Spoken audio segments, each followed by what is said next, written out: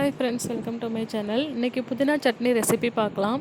கடாயில் எண்ணெய் ஊற்றிட்டு 5 பல் பூண்டு, 3 மிளகா இல்லை வத்தல் போட்டுக்கலாம். அதுக்கப்புறமா வெங்காயம் சேர்த்துக்கலாம். நான் இன்றைக்கி டைம் இல்லை, அதனால் பெரிய வெங்காயம் தான் சேர்த்துருக்கேன். நீங்கள் சின்ன வெங்காயம் சேர்த்துக்கிட்டால் இன்னும் உடம்புக்கு ரொம்ப நல்லது. புதினா நம்ம உடம்புக்கு ரொம்ப குளிர்ச்சியாக ரெஃப்ரெஷ்மெண்ட்டாக கொடுக்கக்கூடியது. ஸோ அடிக்கடி நம்ம உணவில் அதை சேர்த்துக்கலாம். நம்ம பிரியாணிக்கெலாம் பொதுவாக யூஸ் பண்ணுவோம் வாசத்துக்காக. ஸோ நம்ம வாயில் ஏதாவது ஸ்மெல் வந்துச்சு அப்படின்னா கூட அது புதினா நம்ம சாப்பிடும்போது அந்த துர்நாற்றம்லாம் இல்லாமல் இருக்கும். பொரிக்கடலை கொஞ்சம் சேர்த்துக்கோங்க. அப்புறம் நம்ம பீரியட்ஸ் டைமில் நமக்கு வயிறு பிடிக்கிற மாதிரி இருக்கும் இல்லையா?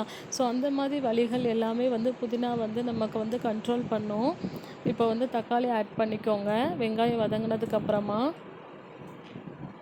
ஸோ அதை நல்லா வதக்கி விடுங்க. புதினா நமக்கு ரொம்ப ரொம்ப நல்லது. வாரத்தில் 2-3 தடவையாவது கண்டிப்பாக புதினா நம்ம ஏதோ ஒரு வழியில் நம்ம சேர்த்துக்கலாம். ரொம்ப தலைவலி இருக்கும்போதோ இல்லை குமட்டல் இருக்கும்போதோ கண்டிப்பாக புதினா டீ அந்த மாதிரி குடிக்கலாம். நான் ப்ரெக்னெண்ட்டாக இருக்கும்போது எனக்கு மார்னிங் சிக்னஸ் இருக்கும். நான் ஜஸ்ட்டு வெந்நீரில் ஒரு புதினா போட்டு கொதிக்க வச்சு குடித்தாலே எனக்கு அவ்வளோ ரெஃப்ரெஷ்ஷாக இருக்கும். நீங்களும் ட்ரை பண்ணி பாருங்கள். ஸோ இப்போ புதினா நல்லா கழுவி எடுத்துகிட்டு நம்ம இதோட சேர்த்து வதக்கிக்கலாம். அதுக்கப்புறமா கொஞ்சம் தேங்காயும் சேர்த்துக்கலாம். ஸோ தேங்காய் சேர்த்ததுக்கப்புறமா கொஞ்சம் தேவையான அளவு உப்பு சேர்த்துக்கலாம். எல்லாம் நல்லா வதங்கிடுச்சு பாருங்கள்.